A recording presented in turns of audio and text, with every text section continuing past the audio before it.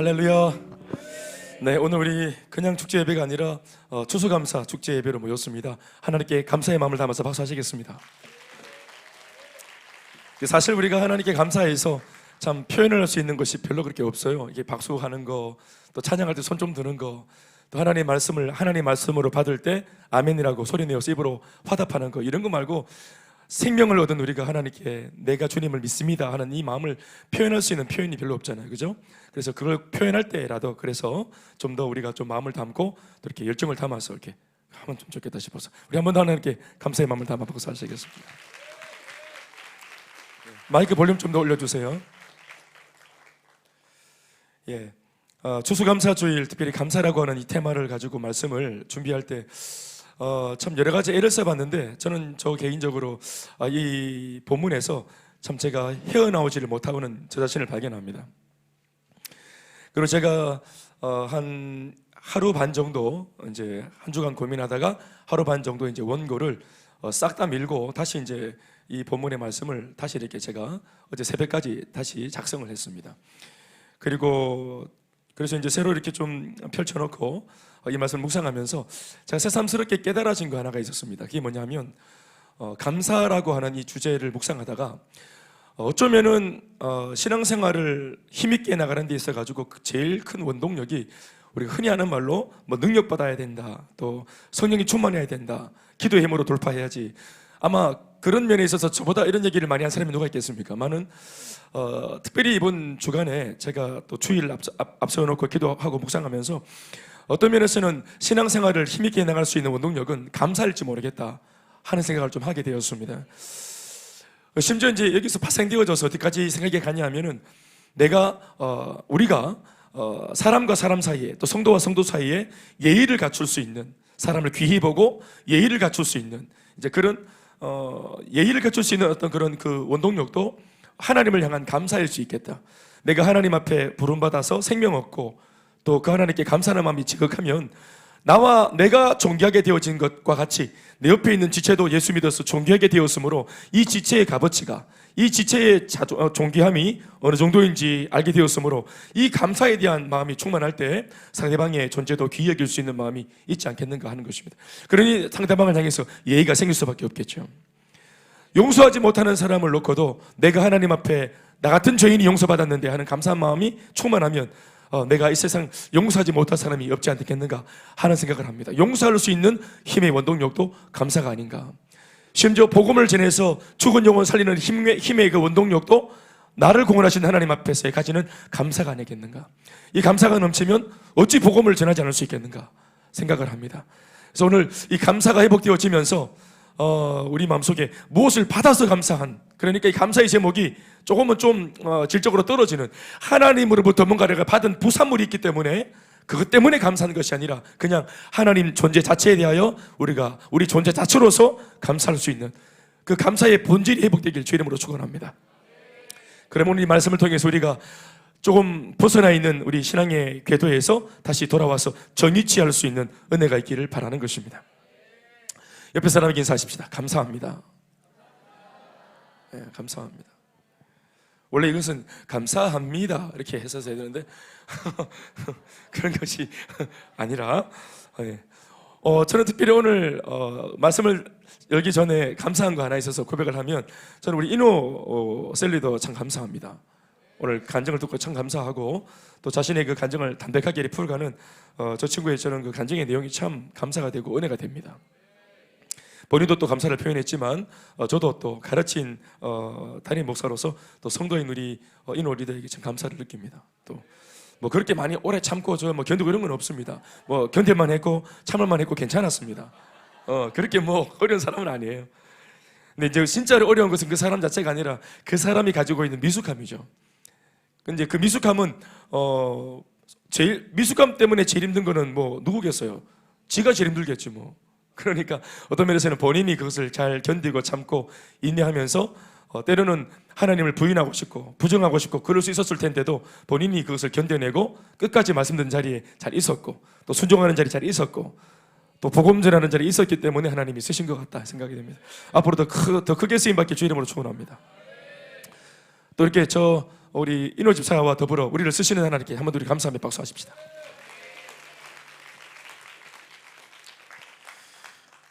오늘 본문의 배경이 짧은 한 구절 정도에서 나오죠. 예수님이 길을 가시다가 10명의 문둥병자 무리를 만나십니다.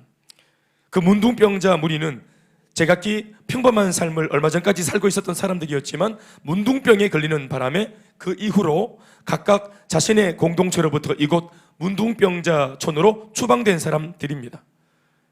그 문둥병자촌이라고 하는 곳의 위치가 정확하게 어딘지는 모르겠지만 오늘 본문을 통해서 우리가 보면 사마리아라고 하는 도시와 그리고 갈릴리라고 하는 도시 그 사이에 위치한 곳이라고 적고 있습니다. 11절 말씀 말씀은 다 같이 읽겠습니다. 가운데 좀 띄워주십시오. 말씀을.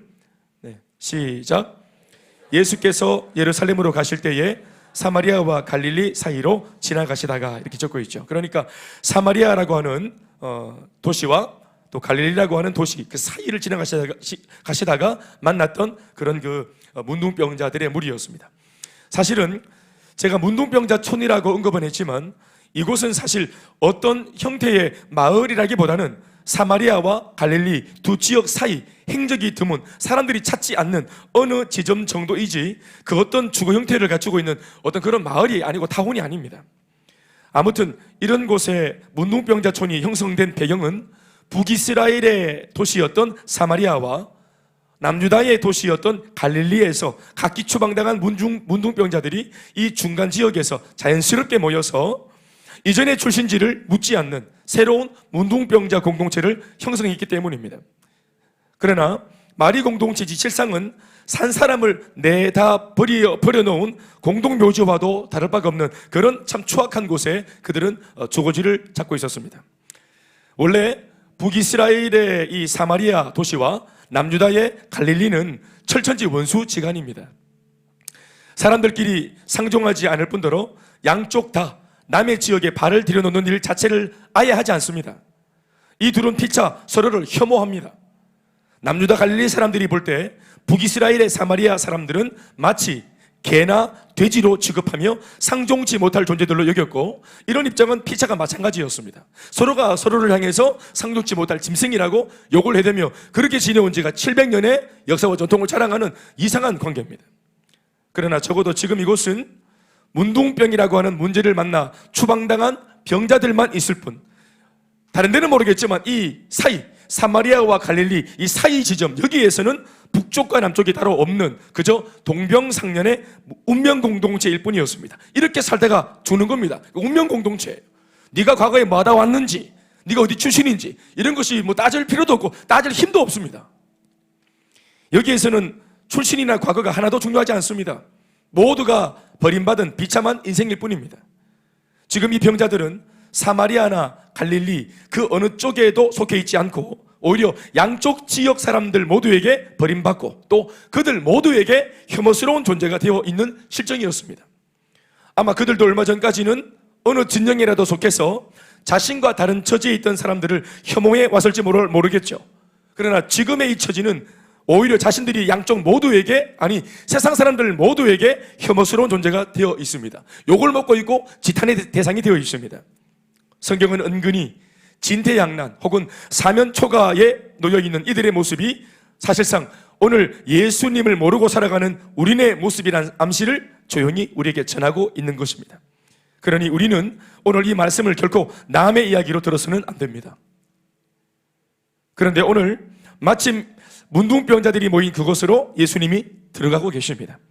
예수님께서 이 지역과 이 지역 사람들의 상황을 모르실 리가 없었을 텐데 이 모든 것을 아시면서도 일부러 그들의 문제 속으로 직접 들어가고 계시는 것입니다.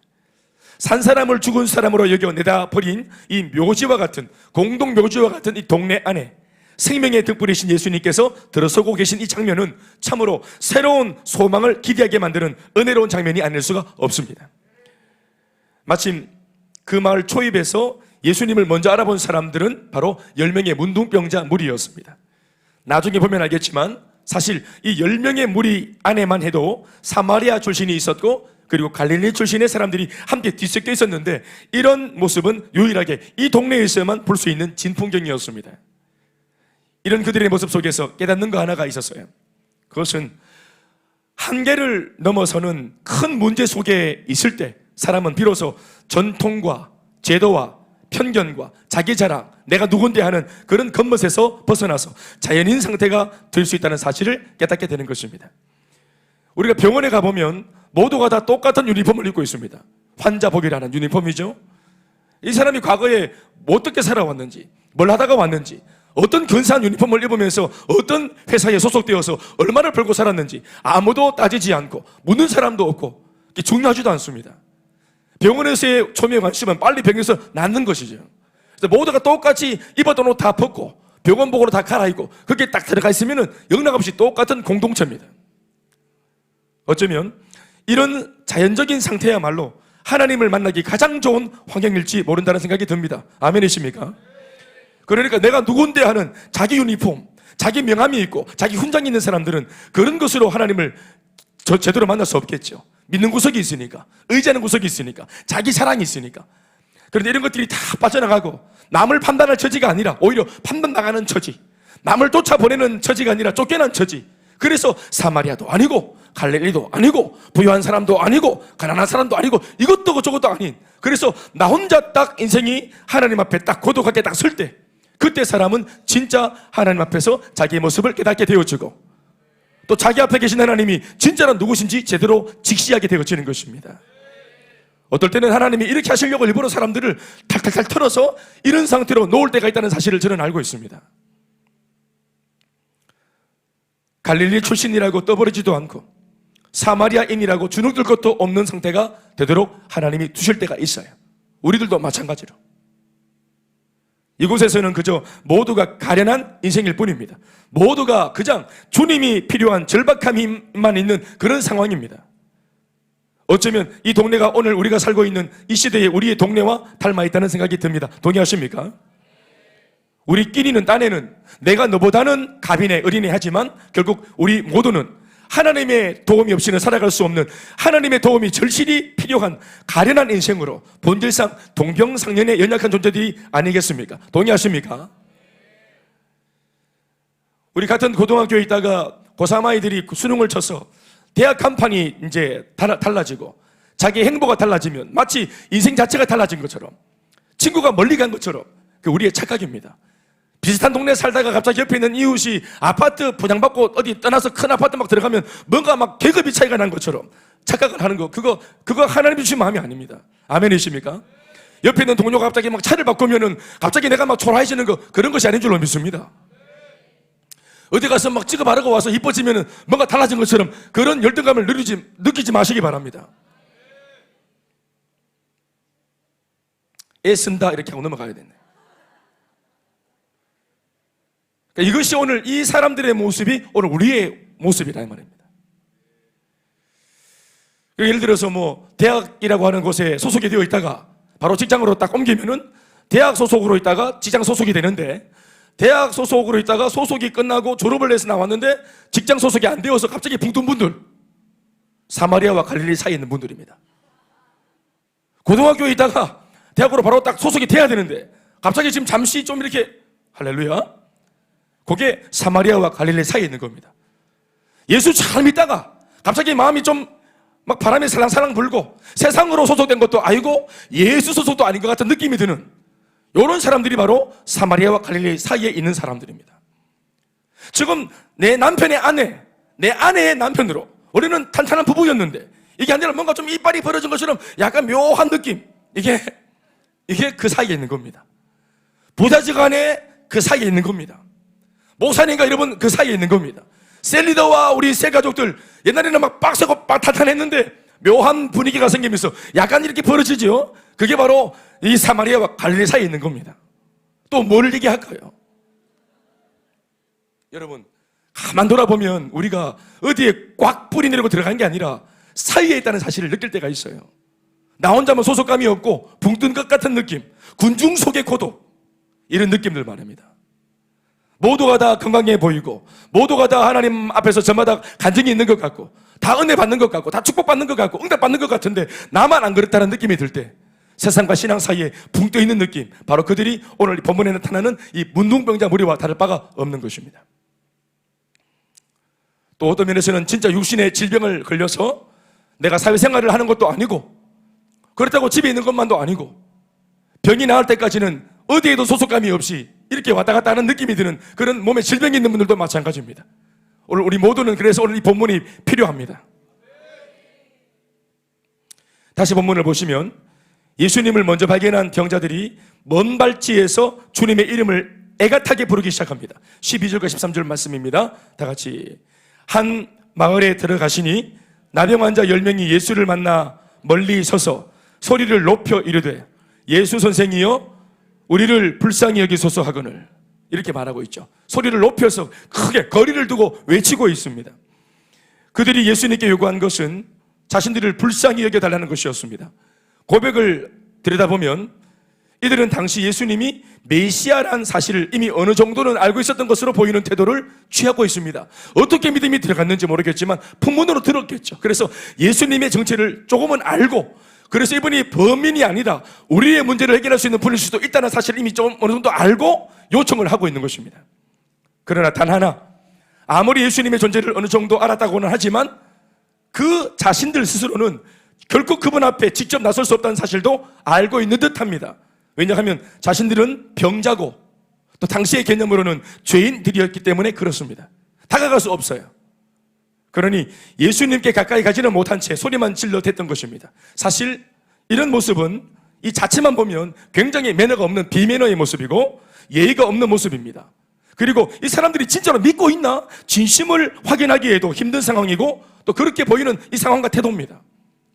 얘네들의 마음속에 진짜 예수 믿고 있는지를 알아볼 수 있는 어떤 그런 상황이 없죠. 지금 외치는 것으로만 들어서는. 그러나 예의나 매너는 모르겠고 일단 자신들은 안 되더라도 혹시 이분 메시아께서 우리를 불쌍히 여겨주시고 찾아와 주신다면 상황은 달라질 수도 있겠다는 생각을 했기 때문에 나름은 자신들이 할 수 있는 최선을 다해서 소리 높여 요청한 것으로 보여집니다. 도와달라고. 그런데 놀랍게도 예수님이 그 정도의 외침에, 매너가 없고 예의가 없는 그 정도의 외침에도 적극적으로 반응해 주셨고, 그 불가능해 보이던 낮은 확률의 상황이 오늘 이루어져서 그들은 주님으로부터 명확한 솔루션을 듣게 됩니다. 아멘. 14절 말씀에 가서 제사장에게 너희 몸을 보이라 라고 하는 솔루션입니다. 아멘, 아멘. 따라합시다. 가서 제사장에게 너희 몸을 보이라. 전문을 읽어보시면 14절 다 같이 시작. 보시고 이르시되 가서 제사장들에게 너희 몸을 보이라 하셨더니 그들이 가다가 깨끗함을 받았다. 이런 내용들입니다. 문둥병은 이런 거 다 여러 말씀을 통해 이미 인지하는 바와 같이 그 당시로서는 거의 회복이 불가능한 질병이었어요. 그러나 진짜 어쩌다가 한두 사람에게서 회복의 기미가 보인다면 그들은 꼭 이전의 공동체로 복귀하기 위한 절차로 제사장을 찾아가서 자신의 회복된 몸을 보이고 제사장으로부터 검증을 받아야 쫓겨난 공동체로 다시 회복이 가능했어요. 그러나 확실히 할 것은 제사장한테 가서 보일 정도의 몸이란 것은 그 몸 상태란 것은 확실한 회복의 증상이 나타난 몸을 두고 하는 말이지 여전히 문둥병에 사로잡혀 있는 병든 몸 그 자체로는 갈 수가 없어요. 확실한 증거를 가지고 가야 돼요. 이런 것을 가지고 장난치면 정말 큰일 납니다. 거짓으로 밝혀지면 즉결심판을 받아 그 자리에서 돌에 맞아 죽임을 당할 수도 있는 엄청난 사건이 될 수도 있는 상황입니다. 그런데 예수님의 말씀은 아랑곳하지 않고 그럼에도 불구하고 그냥 가서 지금 제사장한테 네 몸을 보여라, 너희들의 몸을 보여줘라 이렇게 말씀을 하셨습니다. 회복된 몸이 아니고 그냥 지금의 그 병든 몸을 그대로 가지고 가서 보여줘라 하신 말씀입니다.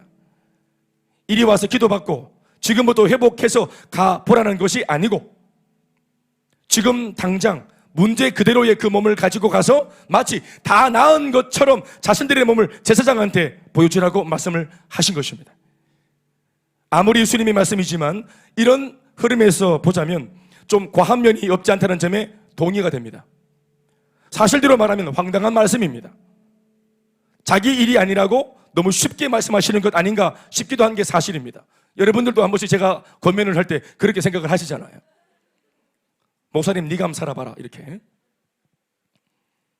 어떤 분들은 그것을 입으로 말하는 분도 계십니다. 실수로.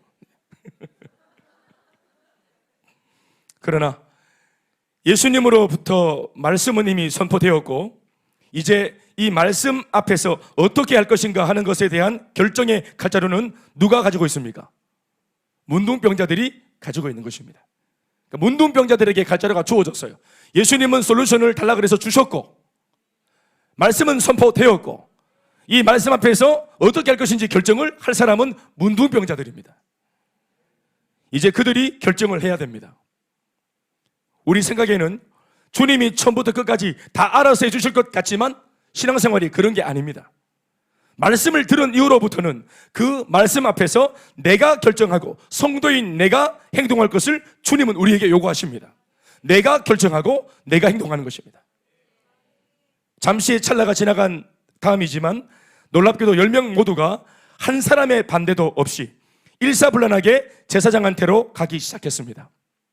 그랬더니 그 몇 걸음을 옮기는 사이에 충격적인 일이 걸어가던 그 길에서 곧장 그들 모두에게 일어났습니다.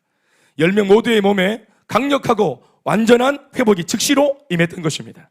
14절 말씀을 읽어보시겠습니다. 한 번 더 우리 후반 절에 악센트를 좀 읽어보십시다. 시작. 보시고 이르시되 가서 제사장들에게 너희 몸을 보이라 하셨더니 그들이 가다가 깨끗함을 받은지라. 따라합시다. 가다가 깨끗함을 받은지라. 병자들이 자신을 향해 선포된 말씀을 믿기로 결정하고 행동하자 가다가 깨끗함을 받아버린 것입니다.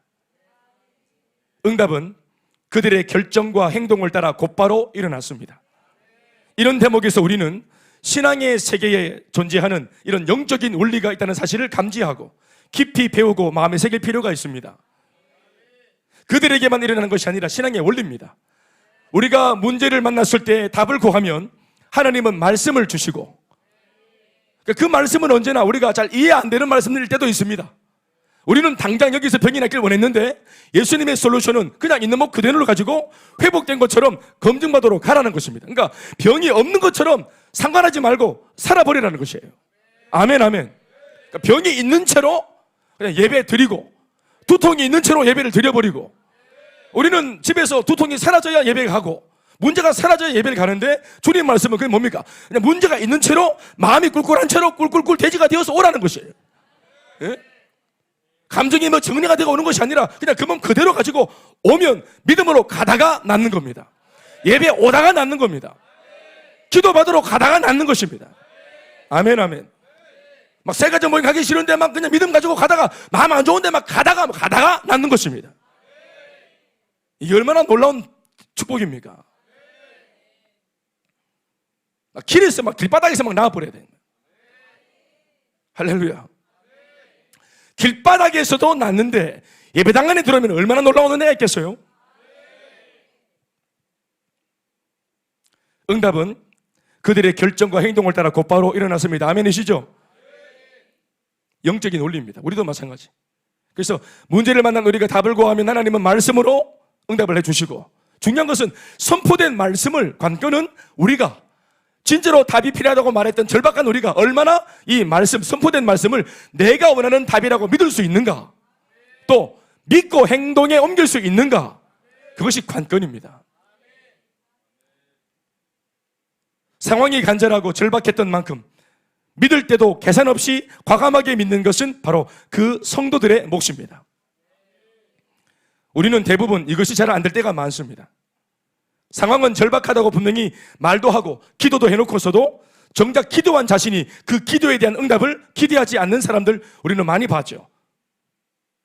하나님의 뜻을 알고자 제발 하나님 말씀해 주시옵소서 뭡니까? 라고 그렇게 절박한 마음으로 응답해달라고 해놓고서도 설교를 통해 선포된 메시지를 자신을 향한 하나님의 솔루션으로 믿으려고 하지 않습니다. 왜냐하면 내가 바라는 말씀이 아니기 때문이죠.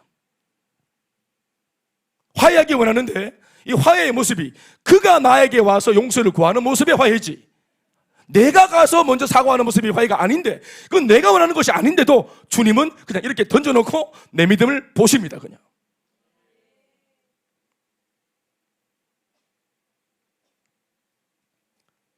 그런데 오늘 본문 속 10명이나 되는 이 사람들은 10명이나 되는 무리임에도 불구하고 한 가지의 행동을 의견의 충돌이 없이 마치 한 사람이 하는 것처럼 일사불란하게 실행하니 이것이 참으로 놀라운 장면입니다. 한 사람쯤은 미쳤나 돌았나 정신 나갔나 이럴 수 있는데 거기에 이견이 없고 10명이 무리인데도 모두가 한 사람인 것처럼 결정을 내리고 입을 딱 다물고 딱 행동에 옮깁니다. 여러분, 이것이 하나님의 은혜입니다. 부부만 되어도 담임 목사가 어떤 권면을 해도 얼마나 의견 충돌이 많은지 몰라요. 순종을 할 기가 말 기가, 헌신을 할 기가 말 기가. 2명만 되어도 얼마나 차이가 많은 줄 아세요? 10명이나 돼요. 그리고 이 말씀에 순종을 하면은 잘못되면 큰일 날 수도 있어요. 보장된 게 없어요. 자기에게 불리한 말씀이에요. 그런데 10명 모두가 입을 꽉 다물고 모두가 이견이 없이, 보세요, 계산하지 않고 10명 모두가 다 아마 그 MBTI가 똑같았던 모양입니다. 다 같이 한 사람이 마치 행동하는 것처럼 움직이잖아요. 이게 하나님의 은혜입니다. 부부가 하나가 되어서 움직이는 것도 하나님의 은혜예요. 4인 5인의 가족 모두가 하나같이 움직이는 것도 하나님의 특별한 은혜인 것이에요. 세 가족들이 여러 명인데 그 사람들 모두가 다 한 사람인 것처럼 행동하는 것도 하나님의 은혜입니다. 교회가 사람들이 이렇게 많은데 모두가 같은 말 같은 마음 같은 뜻으로 달려가는 것도 하나님의 은혜인 것이에요. 그게 하나님 은혜를 주시는 하나님의 은혜의 기회인 것이에요. 그때 진도를 빼야 되는 겁니다. 그때 진도를 빼야 돼요. 그때 가야 돼요. 이 모습이 오늘 우리들에게 필요한 겁니다. 말씀 앞에서 부디 단순해지시기를 축복합니다. 믿는 것에 단순해지시고 순종하는 것에 단순해지시고 부디 충성하는 것에 단순해지십시오. 이들의 거침없는 행동에 부응이라도 하시듯 하나님의 강력한 치유의 은혜는 그들이 걸어가는 행길에서 바로 역사하셨고 10명 모두는 바로 그 자리에서 즉각적인 회복을 받았습니다. 할렐루야! 참으로 기적이 일어난 것입니다. 그러나 그토록 바래오던 소원이 마침내 그들 눈앞에서 펼쳐지자 이 놀라운 결과 직후에 10명의 무리는 2가지의 반응으로 양분되더니 이후 행보가 각기 달라지게 됩니다. 우리가 오늘 주목해 봐야 될 부분은 이제 여기입니다. 먼저 회복된 10명 중 9은 제사장으로부터 자신의 회복을 확정받고 이전의 삶으로 돌아가고자 주저없이 곧장 제사장한테로 달려갔고 그 와중에 단 한 사람만은 회복을 확인하자마자 하나님께 영광을 돌리고 감사를 드리겠다며 다시 예수님께 찾아 돌아옵니다. 15절과 16절 말씀을 우리 다 같이 한숨에 읽어보시겠습니다. 시작.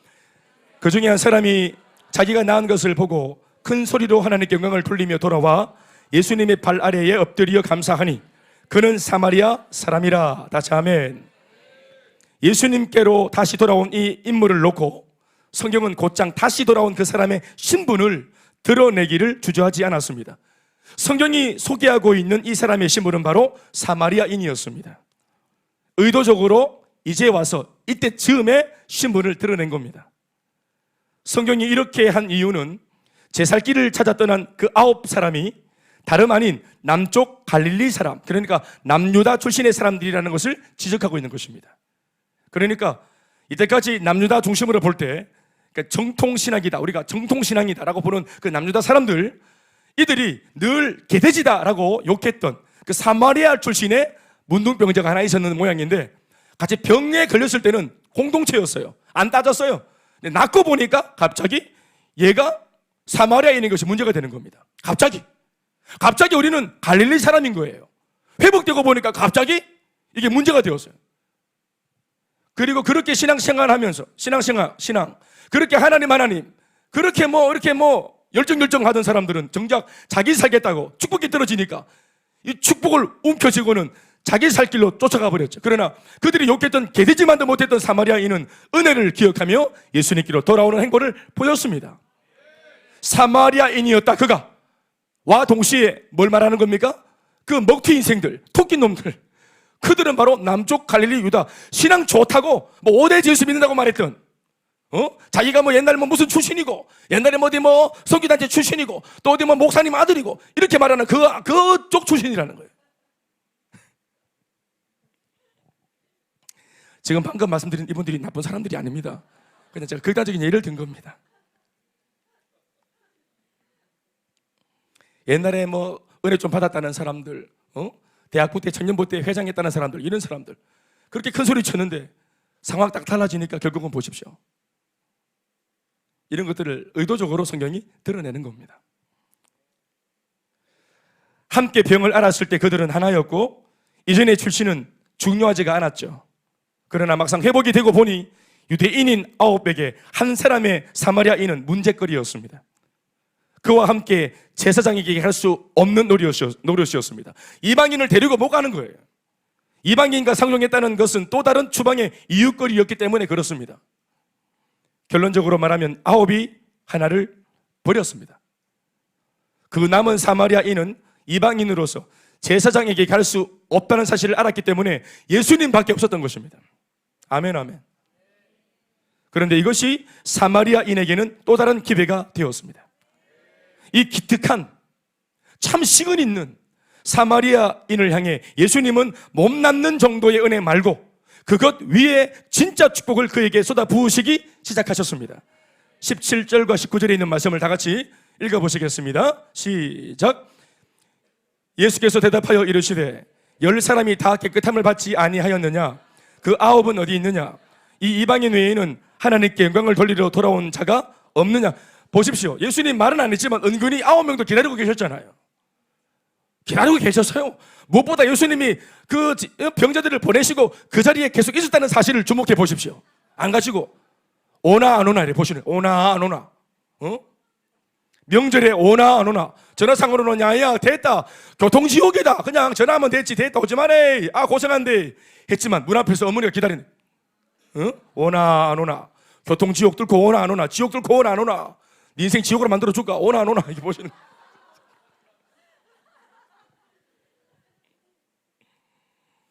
목사님 오늘 몸이 안 좋아서 못 가겠어. 이렇게 말을 해도 목사 마음은 이분이 그래도 안 오겠나 싶어서 이렇게 빈자리를 쳐다보면서 오나 안 오나. 오나 안 오나.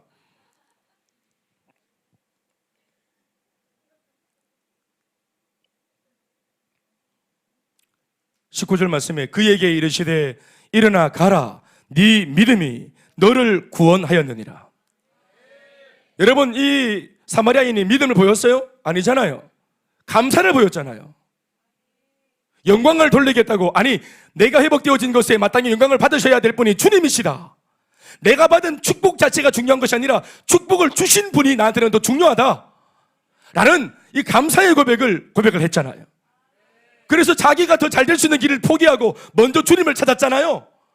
근데 이것을 놓고 예수님은 뭐라고 표현하십니까? 네 믿음이 크다. 그게 네 믿음이다. 감사가 믿음에서 나와요, 여러분. 하나님이 하셨다고 믿는 믿음에서. 내가 한 게 아니라 하나님이 하셨다고 믿는 믿음에서. 내 가정도, 내 직장도, 내 사업도, 우리 아이들의 학업도 하나님이 하셨다고 믿는 믿음에서 감사가 나오는 것이에요. 왜 감사가 안 됩니까? 내가 했다고 생각하니까 감사가 안 되죠.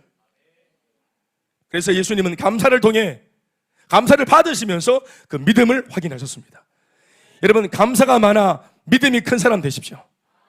믿음이 커서 감사가 많은 사람이 되십시다. 하나님 예수님이 감사를 고백하러 돌아온 그 사마리아인에게 주신 축복은 네 믿음이 너를 구원하였느니라 였습니다.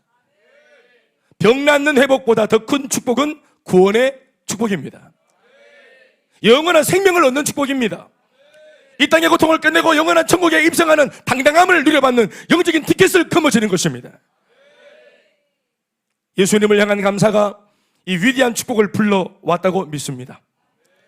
앞서 언급했던 그 9이 예수님께 얻은 것은 단지 병이 낫는 육신의 축복 정도에 불과했지만, 그러니까 불편한 거죠. 병이 걸리면 불편해요. 그러니까 불편한 것을 회복하는 정도의 복음이 아닙니다.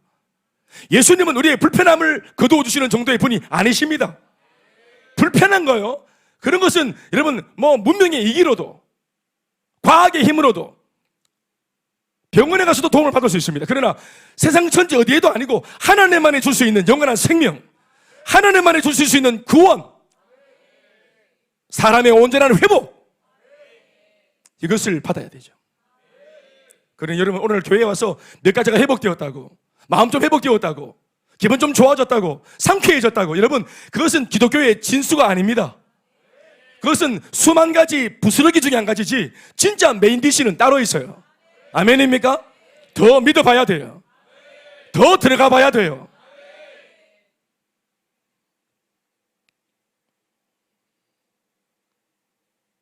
진짜 복은 영원히 잘 되는 것입니다.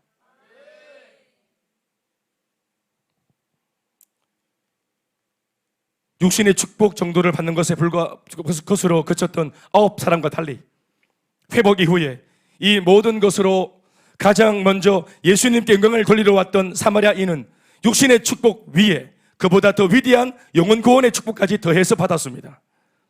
진짜 축복은 영혼이 잘됨 같이, 아멘 아멘. 범사와 강건의 복은 영혼이 잘됨 같이 따라오는 것이에요. 진짜 복은 영혼이 잘 되는 것입니다. 예수를 잘 믿어 두터운 신앙심으로 하나님 아버지의 정말 신뢰받는 좋은 아들, 좋은 일꾼이 되어지는 거예요.